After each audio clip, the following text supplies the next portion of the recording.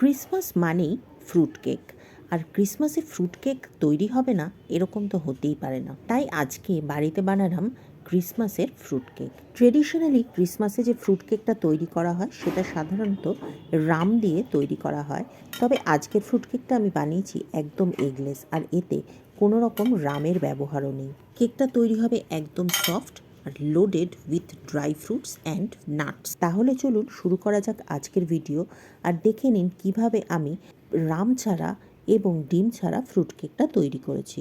এই কেক তৈরির প্রসেসটা বেশ লেন্দি, এবং প্রসেসটা শুরু করতে হবে কেক বানানোর অন্তত 2 দিন আগে। নিয়েছি 3টে কমলালেবু। কমলালেবু 3টে আমি আড়াআড়ি করে 2 টুকরো করে নিয়েছি। এবার কমলালেবুগুলোর রস বার করে নেব। এখানে আপনি কমলালেবুর পরিবর্তে বেদানার রসও ব্যবহার করতে পারেন, অথবা বাজারে ক্যানে যে অ্যাপেল জুস পাওয়া যায় সেটাও ব্যবহার করতে পারেন। বেসিক্যালি যে কোনো একটা টক ফলের রস দরকার, যেটাতে ড্রাই ফ্রুট আর নাটসগুলোকে 2 দিন ধরে ভিজিয়ে রাখতে হবে, যাতে ড্রাই ফ্রুটগুলো আর বাদামগুলো এই জুসটা সোক করে নরম হয়ে যায়।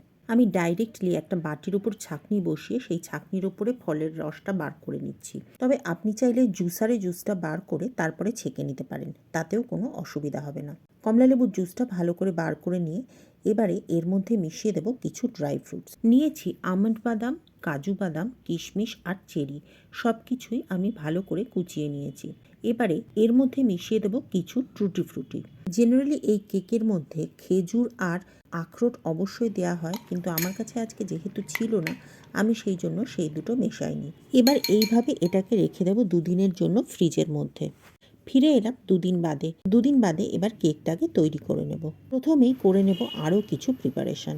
একটা ফ্রাই প্যানের মধ্যে নিয়ে নিয়েছি 1/2 কাপ চিনি। এবার চিনিটাকে ক্যারামেলাইজ হতে দেব।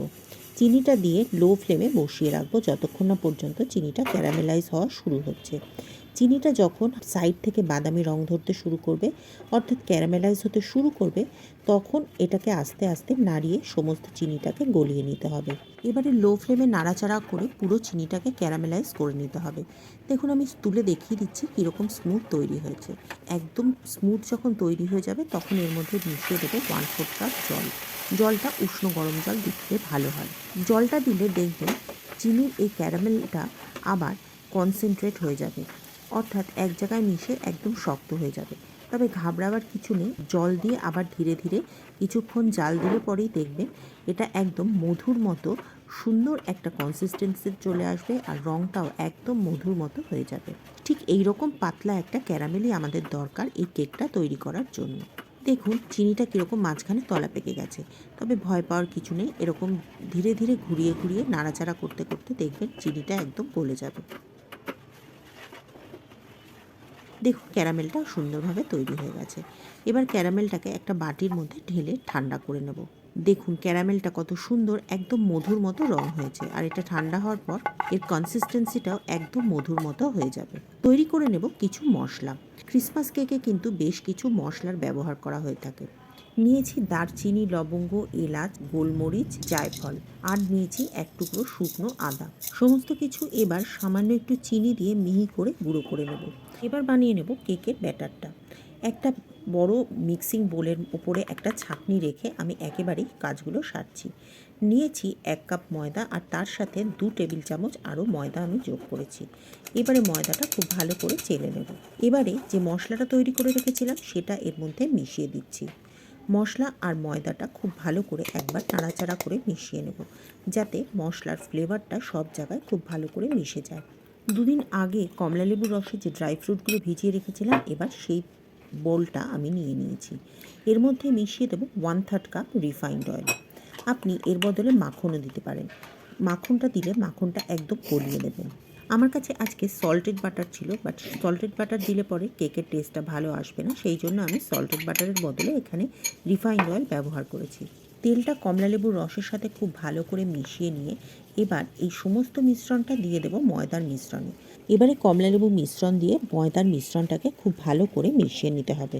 এই সময় আপনার মনে হতেই পারে যে মিশ্রণটা বেশ শক্ত, কিন্তু ক্রিসমাস ফ্রুট কেকের যে মিশ্রণটা হয় সেটা কিন্তু একটু ডেন্স তৈরি হয়, অর্থাৎ একটু ঘন এবং শক্ত শক্তই তৈরি হয়। তা না হলে সমস্ত ড্রাই ফ্রুট এবং নাটস যেগুলো আপনি মিশাবেন সেগুলো একদম তলায় গিয়ে বসে যাবে। কেকের মাঝখানে কোনো কিছুই আর থাকবে না। সেই জন্য এই কেক ব্যাটারটা বেশ ঘনই তৈরি করা হয়। তৈরি করে রাখা ক্যারামেলটাও আমি খুব ভালো করে মিশিয়ে নিয়েছি, তবে আমার মনে হচ্ছিল সামান্য ব্যাটারটা একটু ঘন হয়েছে, সেই জন্য আমি 1 চামচ মতো এর মধ্যে জল অ্যাড করেছি। জল অ্যাড করে বাকিটাও খুব ভালো করে মিশিয়ে নেব।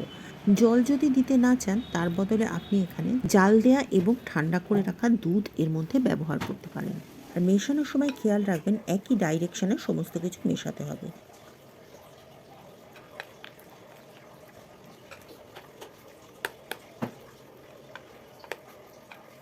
সমস্ত কিছু যখন একদম একসাথে খুব ভালো করে মেশানো হয়ে যাবে তখন এর মধ্যে মেশাবো বেকিং পাউডার।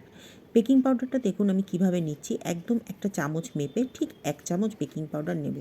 আর তার সাথে নেব 1/4 টিস্পুন বেকিং সোডা। এর সাথে দেব 1 চামচ কোকো পাউডার। কোকো পাউডারটা অপশনাল, স্কিপ করতে পারেন। একটা ছোট্ট লেবুর অর্ধেকটা নিয়ে সেই লেবুর রসটাও এর মধ্যে দেব। লেবুর রসটা দেওয়ার একটাই কারণ, যে বেকিং সোডাটা এর মধ্যে মিশিয়েছি সেটাকে অ্যাক্টিভেট করার জন্য এই লেবুর রসটা দেওয়াটা প্রয়োজন। এবারে আবারও খুব ভালো করে সমস্ত কিছু মিশিয়ে নেব। বেকিং সোডা আর বেকিং পাউডারটা যাতে সমস্ত মিশ্রণের সাথে খুব ভালো করে মিশে যায় সেটা খেয়াল রাখতে হবে।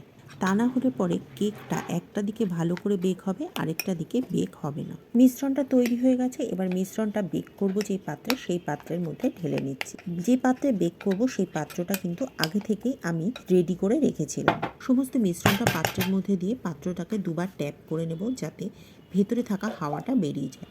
এবার ওপর থেকে কিছু চেরি, কিছু বাদাম, কিছু কাজু আর কিছু কিশমিশ সাজিয়ে দেবো যাতে দেখতে খুব সুন্দর লাগে। সমস্ত কিছু সাজিয়ে নিয়ে এবার এটাকে বেক করতে চলে যাব।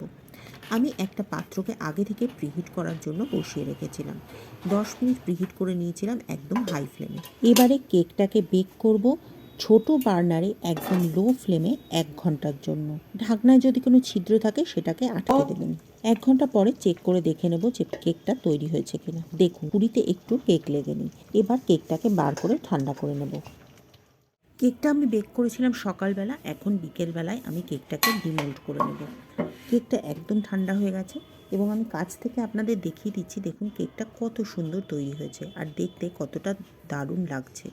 আর দেখুন আমি হাত দিয়ে দেখিয়ে দিচ্ছি কেকটা কতটা সফট হয়েছে। এবার এটাকে ডিমোল্ড করে নেব। অবশ্যই একদিন বাড়িতে বানাবেন এই ফ্রুট কেকটা।